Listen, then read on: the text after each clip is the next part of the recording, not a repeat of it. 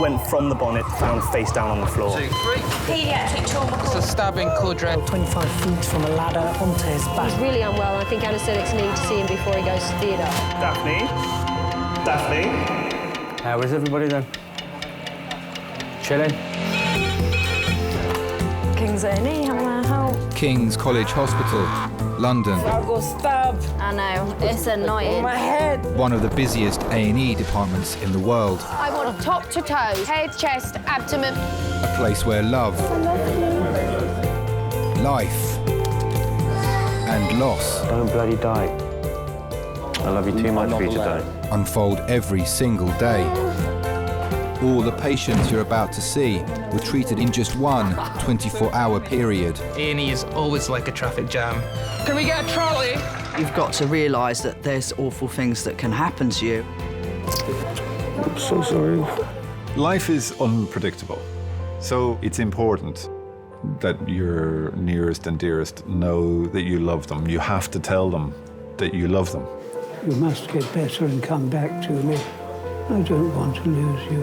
Because there may come a time when you're not around to tell them.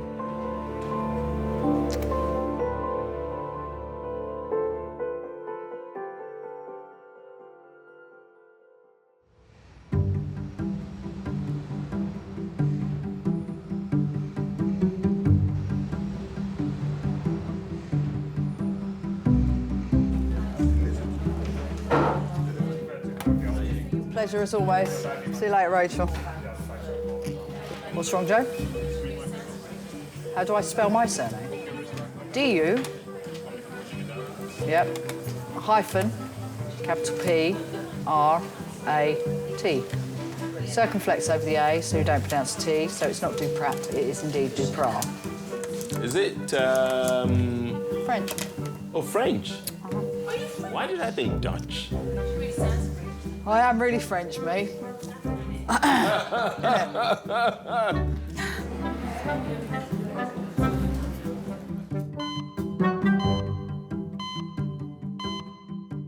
Who's your second team then? Des is running it?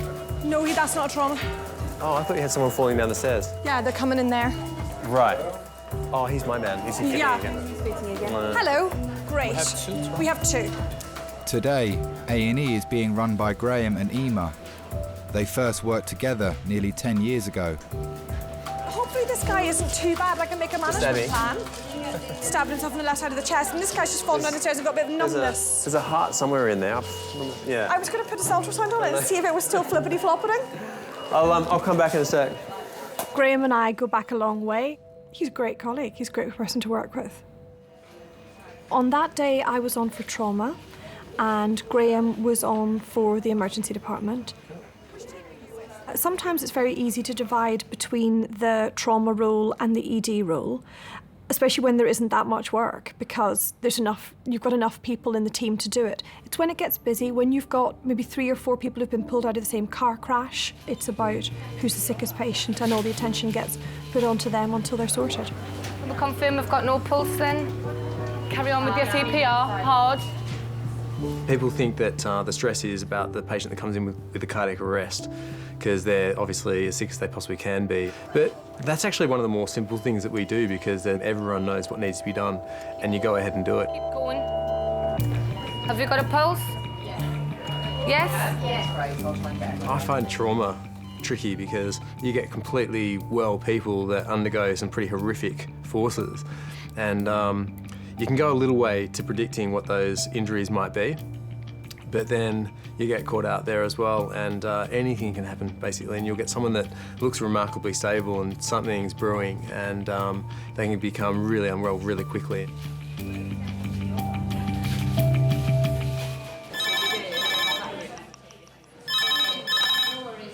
Hello, resus.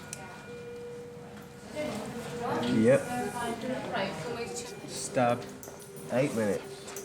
Lovely.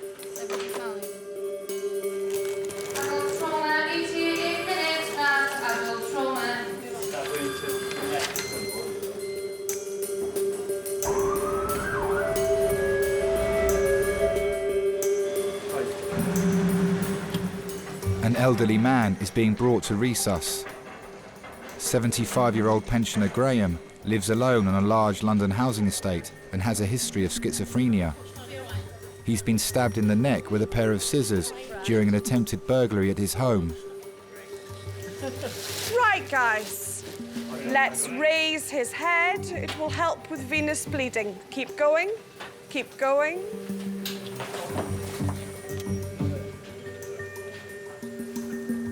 Right, he's got a wound that's 1 centimetre long that's just in front of sternocleidomastoid. Anna, would you check him for other injuries, please? He does. What was the circumstances of Someone rang the doorbell, and when he went to the door, the person stabbed him. Stranger. Tragic. Wow, okay. I remember when he came in because it was such a shocking story, and you feel the human response to that, but actually the medical response to that was also very time critical, because obviously being stabbed in the neck, there's so many important structures in your neck. We were checking that the knife hadn't gone down and punctured his lungs, and then we were thinking about bleeding that could squeeze his windpipe, bleeding inside his neck, and then whether any of the blood vessels had been damaged and could cause him to have a stroke. So it was quite complex. Could you please get a light and look inside those nostrils and check that that blood is coming from within and not coming from without? Just having a look at your nose, that's all. Yeah, looks fine. There's no blood inside. No. Graeme needs an urgent CT scan to find out if there's been any internal damage to his neck. Right, guys, we've been called to CT. There we go. Thank you.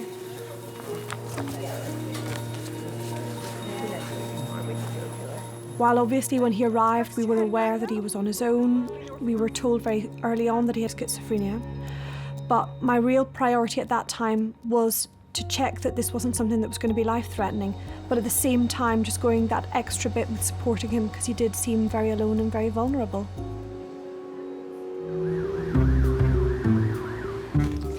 Hospitals give you food if you stay here for a night, like tea and lunch and breakfast?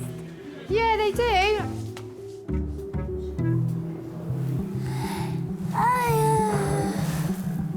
Where's the doctor? Seeing other patients.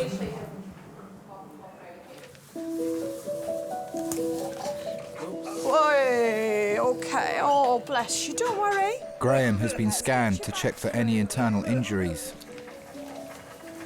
Because of the complex structures of the neck, Emma will wait for an in-depth report from CT before giving Graeme the results. Just give me a minute. He's just been sick as we've come in the door, bless him.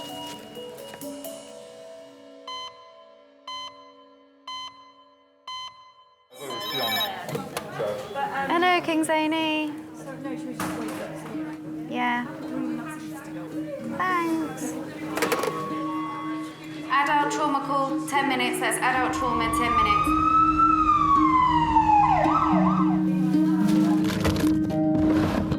An elderly woman is on the way to resus.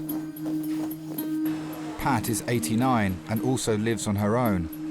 She's been found at the bottom of her stairs. When you're dealing with an older person who's been injured, obviously you've got lots more complexity to deal with. Your margin for errors are smaller. They don't necessarily have the same reserves of a younger person with a young heart, young lungs, strong bones, and therefore you have to be really meticulous in your assessment. Right, tell us the story. Pat, she's 89, found by chance by a visitor at the foot of the stairs. Her only medical history, as far as we're aware, is high cholesterol, high blood pressure. She's got a white stick as well, so very partially sighted, but not Thank you. Cheers. Right, let's get our log rolled. Ready, press, roll. Okay, so, does that hurt there? Okay, does this hurt? That hurt? Unable to find any obvious physical injuries, Emma's attention turns to Pat's mental state. Get her some If a patient is confused after they've had a fall, one of the things that you don't know is whether they were confused to start with, whether they might have had an element of dementia in the background. And now that you've put them in a completely disorientating environment and strapped them down, that could make them more confused, but equally so could a blood clot on their brain. So you've got to be trying to find out what their baseline is. And if you can't find it, you've got to investigate. Pat's friend and neighbour Angie got a call as soon as she was found and travelled in the ambulance with her. Angie. Sorry? Angie. Yes. Yes. Angie. Yes, that's right. Yes, yes. How did you get in here then? I've been here ever since you've been in. Have you? I came with you in the ambulance. Did you? I did. Didn't you hear the sirens? No. Oh, red lights, sirens. No, I never heard of a thing. Wrong side of the road, shooting the lights. Oh, it's the first for me, Pat.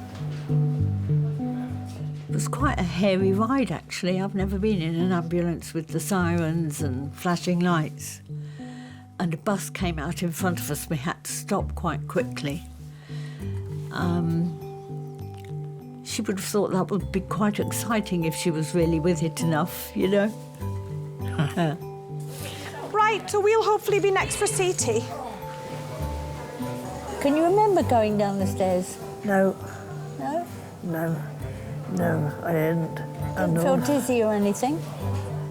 I must admit, I thought at first that, you know, she had a bit of damage because her voice was a little bit slurred.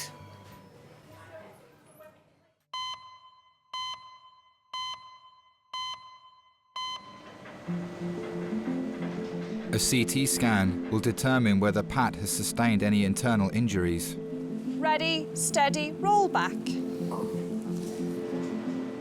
We've known one another and she's been a neighbour for nearly 30 years. She likes to get on with things. Pat had already retired when I moved here. She was a children's nanny for many years and worked abroad. She has very definite ideas, you know, and if something's not right, you know, she'll say, oh, no, no, no, oh, no, no, no. She's quite incredible, really. OK, well done, Pat. Pictures are all finished. But you're young compared to me. You're 30, aren't you? No, that's old, man. Yeah, I'm 36. That's not... See, my ship has sailed, man. It's sailed. Oh, stop it.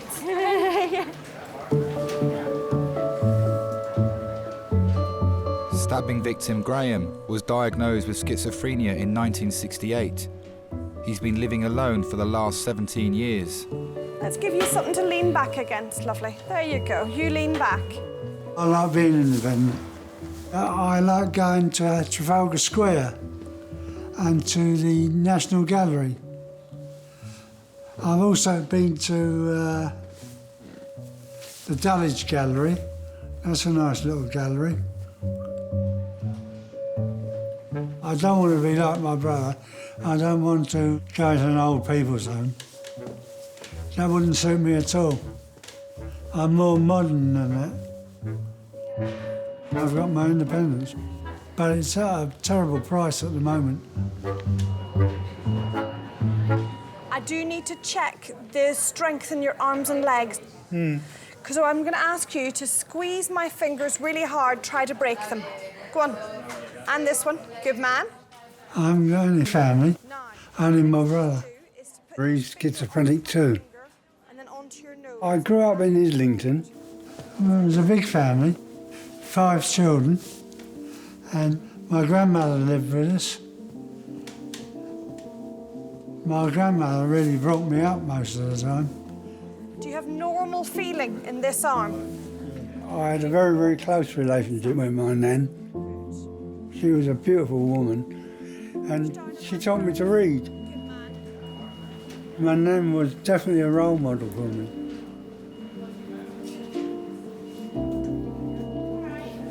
You okay? Yes, sir. Are you okay? Are you traumatizing? Yeah, I am traumatizing, but we'll get there. The results of Pat's CT scan are in, but they don't explain why she collapsed. Your scan was fine, so you haven't... you're lucky. Well, this is a new experience for you, Pat. I have to say, I don't wish to have it repeated, thank you. No, I'm sure, no. If you start walking down the stairs, Pat, instead of trying to run. I trained during the war to be a nursery nurse. Children are marvellous. They're absolutely incredible. I've got your tea ready. Did you never want children yourself? Well, not being married, certainly not. I mean, I never married because I felt that the people who asked me, they weren't for me. I just said no. They weren't right. Better to do that than make a mistake, as one hears about these days.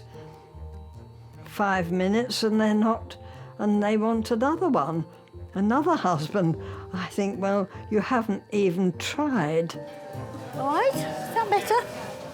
I think I've had a very, very interesting life, only because I'm single. Listen, Pat, hello. I've asked the medical specialist to come down and see you to work out why you've collapsed and why you've ended up on the floor. You may have had a blackout, you see, and that would need to have some tests. Why? I don't know. I know. Well, sometimes they can just come out of the blue. All right? I'll get you some blankets.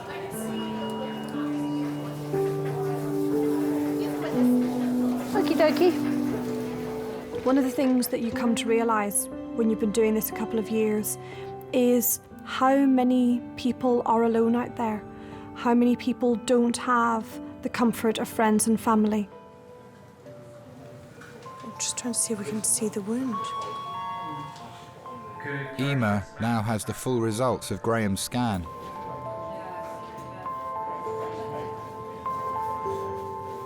Well, can I jump back in, please?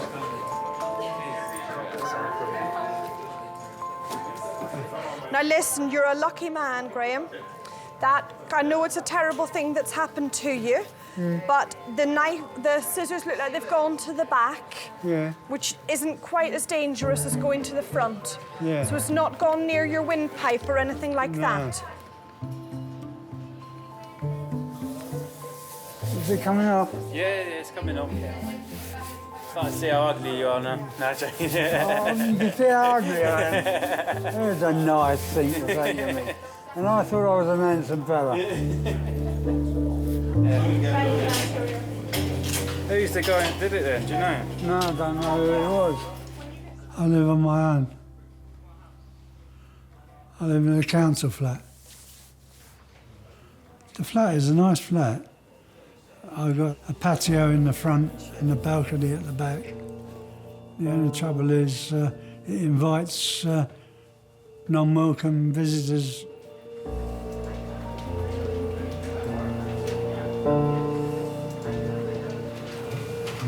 Done? Now, the reason I'm here is because of the wounds there. I'm just coming to close the wounds. Stitch them? Yes. Oh, joy. Oh, joy. Okay. It was a pleasant enough day. I'd been listening to my jukebox. I'd got quite a lot of CDs and quite a lot of concerts on DVD. Cliff Richard and people like that, you know. Okay. So that's one stitch in each cut. So that's all done. Thank you. My pleasure. As soon as I opened my front door, he pounced on me. And I put up a fight. I hit him a few times. That's probably what upset him. But I wasn't going to be bashed about, you know, and not retaliate. Although now I wish I hadn't retaliated, because he might not have stabbed me. You're still in your 20s. Are you not? I'm Are you in your 30s? 29. No way, what are you turning? 31. 31.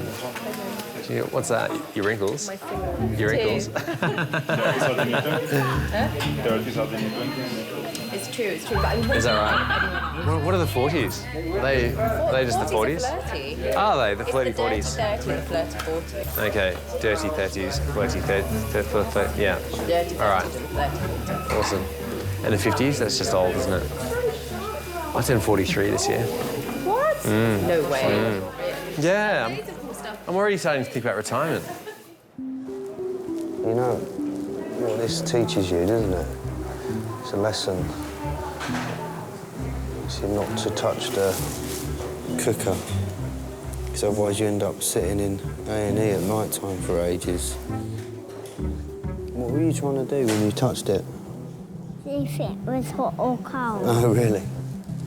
I think you know now, don't you?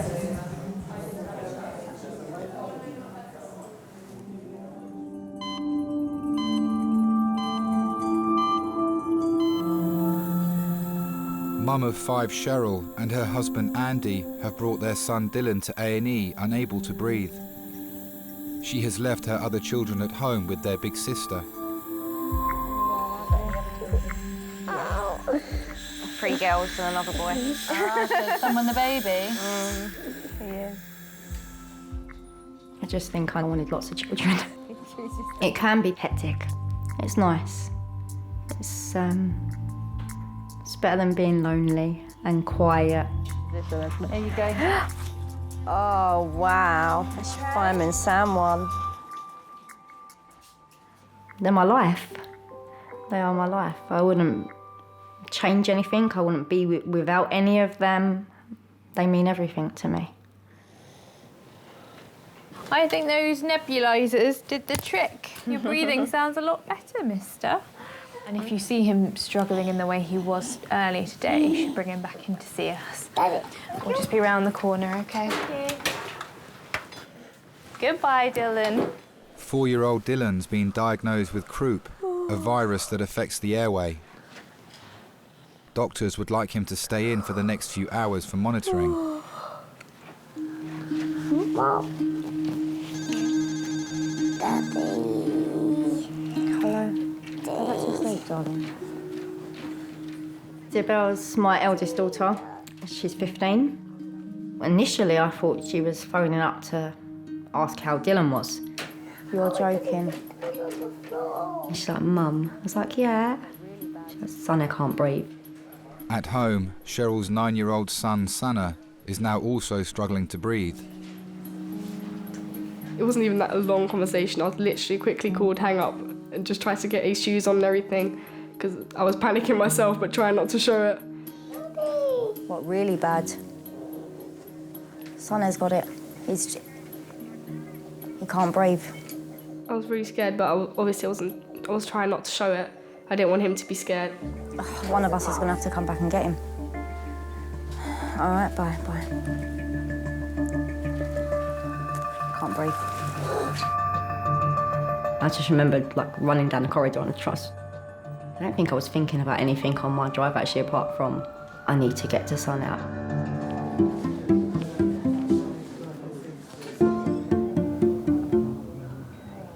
Playing football, didn't feel any pain at all at the time, but just afterwards just saw that the tip had sort of folded down.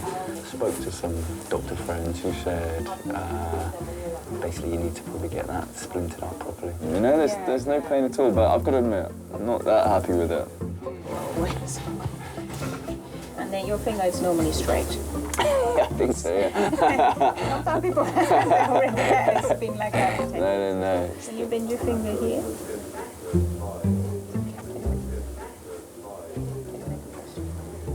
My main concern is my wife, who tells me that she thinks it's disgusting and doesn't want to look at me anymore.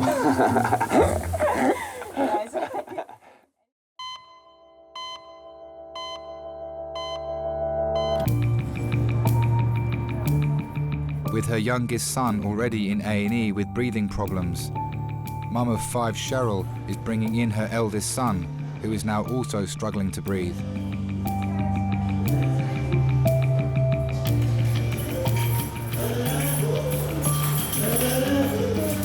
the nurse took him straight into resus. I think that was when I sort of knew he's really not well, because they wouldn't be taking him into resus for no reason. He was in a bad way.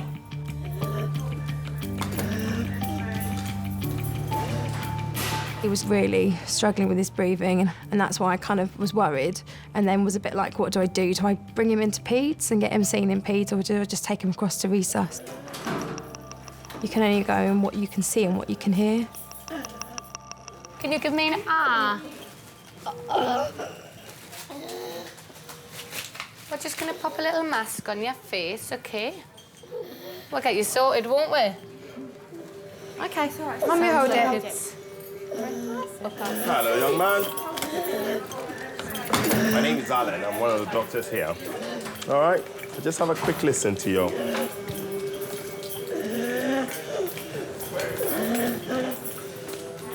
Is he not asthmatic?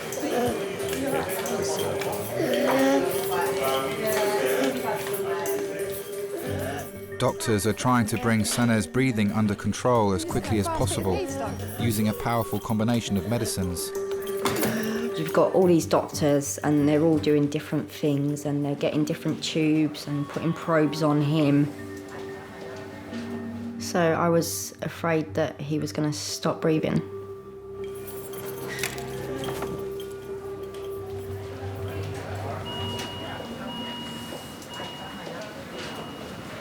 Graeme, because you're very stable, I know you've got pain, but you've not done and it's no serious internal damage at the moment. We want to watch you overnight to make sure you stay well, but you'll go up to our ward shortly. I'm taking medication for schizophrenia. I couldn't live with it at first. I used to swear at the voices and all that, and go away, you know? It's a terrible affliction to have. Until they get it under control, it's really terrible. I think I was about 27 when that happened. I don't want to be like my brother. With his schizophrenia, it's made him less independent.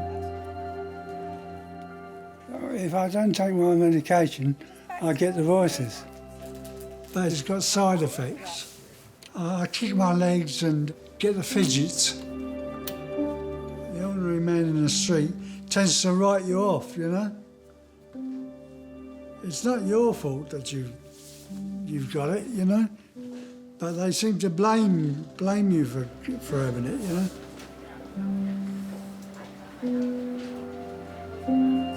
Graeme has been attacked in his home 3 times in the past 5 years.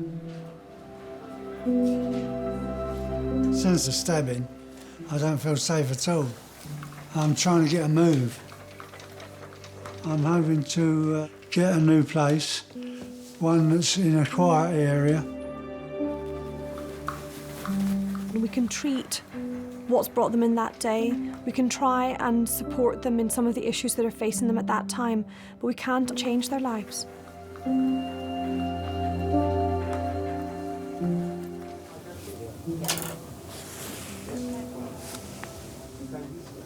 Just straighten the finger. If you hold it. This is better than the cocktail stick splint that I made last night. Oh, yeah. And I was with my sister last night, because we've just had our first baby, and she was saying, your little boy will never remember you with normal hands again. Oh, no, it's so scary. So I've got to sort it out. So. Brilliant. Well, thank you for your help. Yeah. Thanks a lot. Take Cheers. care. Okay, Bye-bye. bye.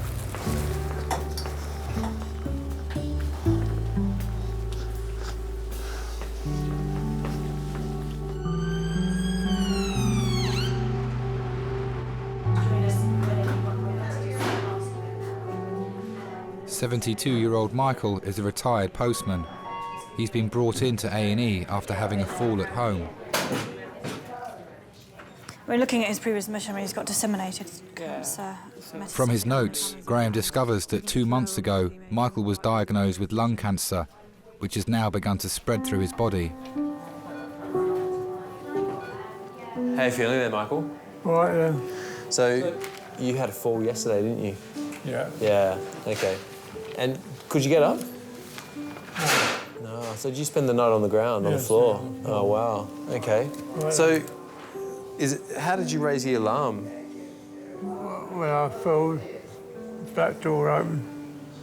When I could hear there was something called out. Oh, right, okay. So your flat door is unlocked, and when you heard someone go past, you yelled out. So someone found you today? Yes. Oh, wow. So they called the ambulance for you, did they? Yeah. Okay. Gee, I mean, you're lucky, huh? Hey, listen up. Just before you go on, your mouth is so dry. Do you want a sip of water? Yes, please. There's a bottle there. Sorry? A bottle in there. Yeah. You can read it. That's it. This one? Yeah. You've got a whole bunch of medicines in there. Yeah, Oh, and you've got that bottle? Yeah, that's one. Oh, that's morphine. Is it? Yeah. Better not take a swig of that, sir. No. Staff want to let Michael's family know that he's in hospital.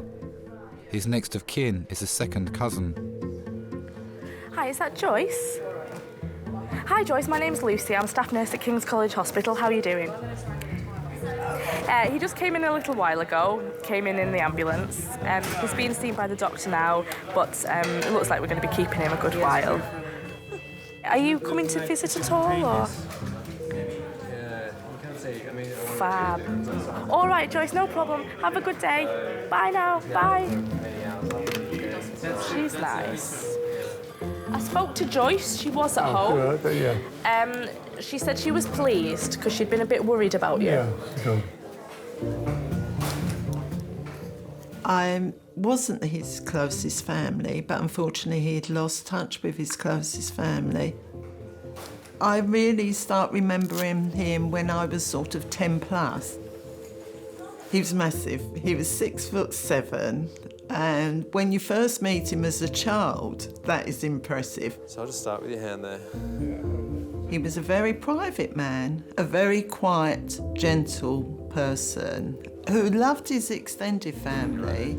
He would be sitting there having a cup of tea and a biscuit, nodding, smiling, but not necessarily joining in. Just looking at a vein in your neck there. I think if he was born now, he probably will be diagnosed with Asperger's. And his mum was very controlling and wanted to keep Michael. And he had very little chance to escape. So who's home with you? Right, nobody.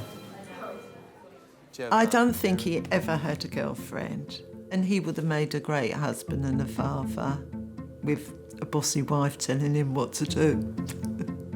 Can I get you anything else? No, it's all right. OK, I think the doctors are just discussing what the next step is. All right? Right, yeah. Infusion. So you may have got another effusion again and it's infected. If you want to arrive at a place with a patient where you can help them forward, whichever direction forward might be, you've got to have all the cards on the table. So I want to know what he knows and I want to know what his expectations are. So you've got to have a bit of a dialogue. So, Michael, what understanding do you have of your medical condition? Well, I've got cancer. Yeah. It's not going to go away. Have you noticed any new symptoms with your breathing at all? Yeah, it seems to be getting worse. It has. Over what kind of time frame?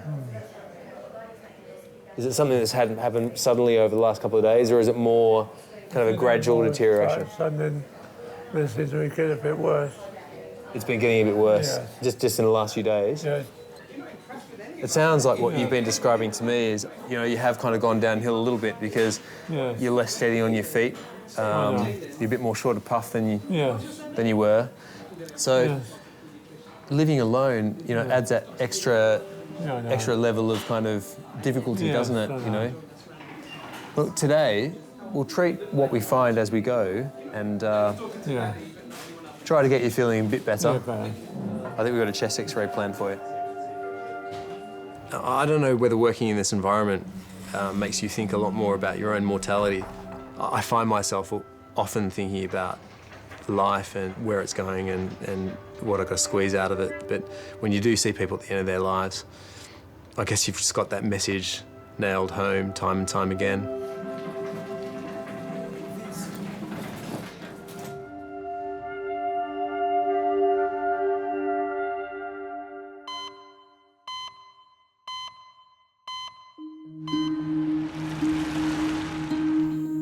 Mum Cheryl now has 2 sons who've arrived separately in A&E with severe breathing difficulties. I had both of them in my head at the same time. It's like, what one do you stay with? But yeah, it was like really hard. You're just worrying about the pair of them at the same time.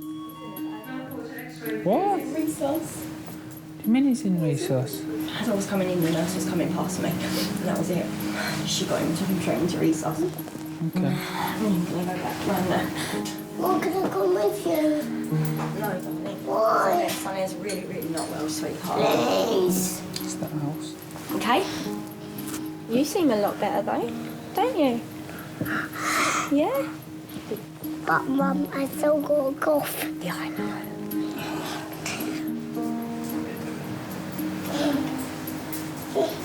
Where's Mummy going? To get Santa. Where's he? Around the corner. What corner? 9-year-old Sana's breathing is still not under control. Despite having no history of the condition, doctors think he's suffering a severe asthma attack. Asthma is a lung condition, and basically the linings of the tubes in the lung become inflamed and irritated and cause spasm in the muscles. Tragically, we've lost 2 asthmatics in the last 3 years, so teenagers. You all right, Mum? It's okay, he's in the right place. Getting what he needs. Yeah? I know it's been a rough night for everyone, hasn't it? Yeah. Do you wanna take a walk? We'll be here. Yeah, sugar?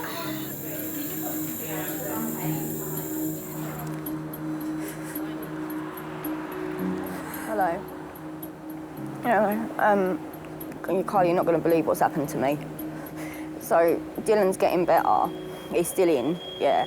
I get a phone call from Sybil. Sonny can't breathe. Kyla is in resus.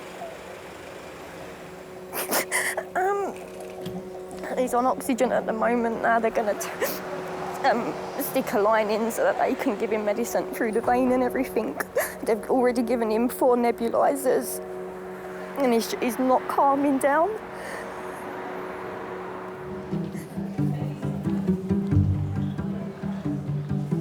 Is it a long way? At the moment, about 2 hours. Yeah. Yeah. Oh, this is a joke. I'm here now over an hour. How long did she say? It'll be over waiting 2 hours, is it? Mm-hmm. You'll be here for about 3 or 4 hours, yeah? Oh, no, it can't be that. It can't be that bad. It can't be that many. It's all free, you can't complain. Exactly. There's more sicker patients in here than us. Well, there's nothing wrong with me. I don't know about that, Mikey. Oh, stop it. Pain in my stomach, even when I laugh.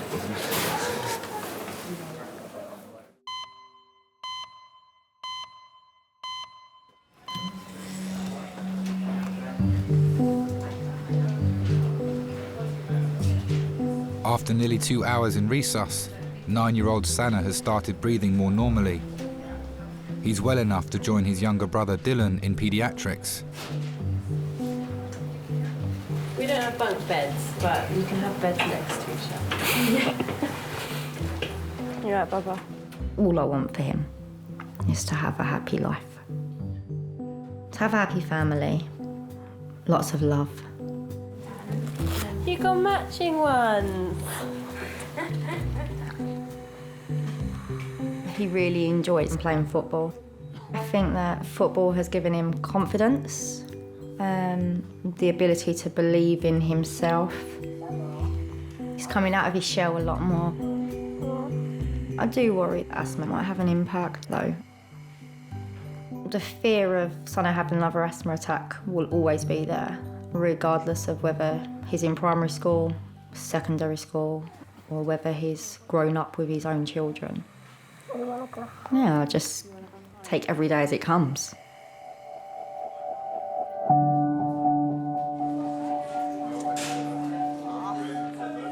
72-year-old Michael has had a chest x-ray to see to what extent his lung cancer has worsened.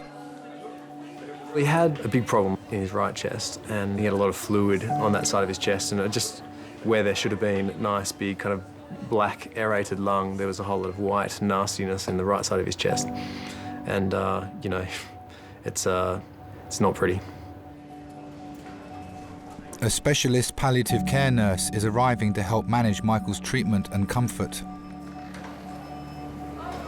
We hoped that he would get better and overcome the pneumonia, but I think when I saw him and met him, it became quite obvious to me how sick he was.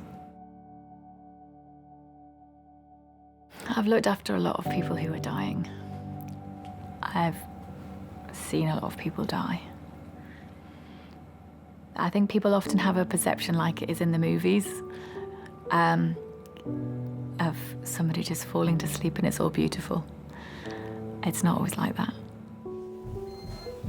I've been talking with the doctors, and obviously you've got a pneumonia on top of an already poor chest, really. Right. And what they're trying to do is give you antibiotics to try and address the pneumonia. Right. But obviously you're feeling quite poorly even I in know. spite of them. I know. So I think we don't know is the answer, but we're hoping to give you a good run of antibiotics. Yeah. But we think we have to take each day as it comes. Yes. Yes. Can I just ask, it might be a difficult thing to think about, but obviously you've been having thoughts ruminating in your head.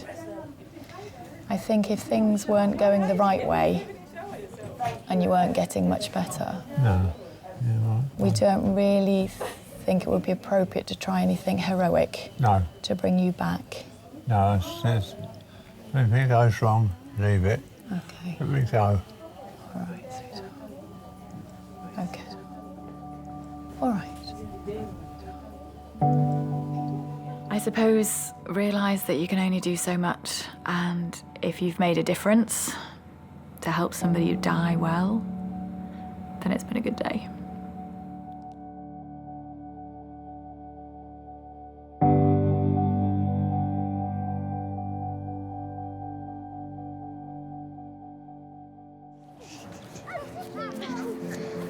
Oh, there's a camera, Chris!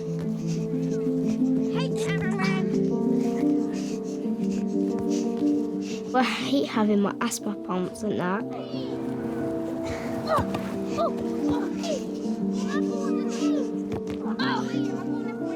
I use the brown one at every morning, and the blue ones when I run out of breath and that.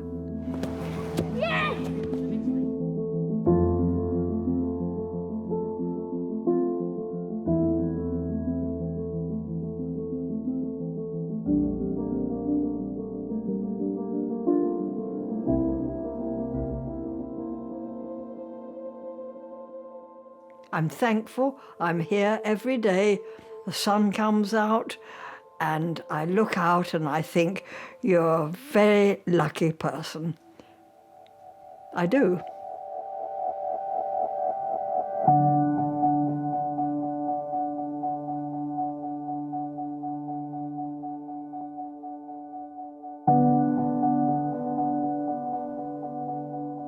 He was always a little worry in the background.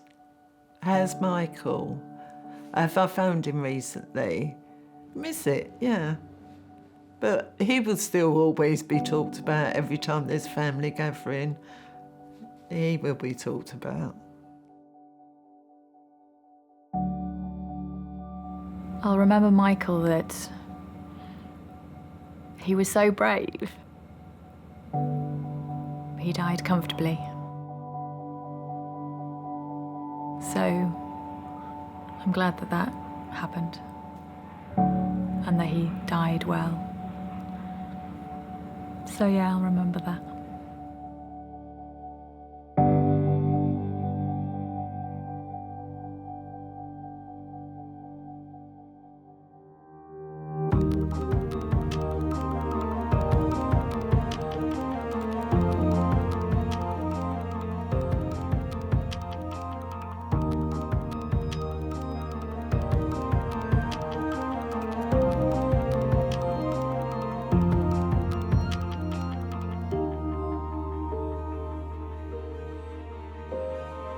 you.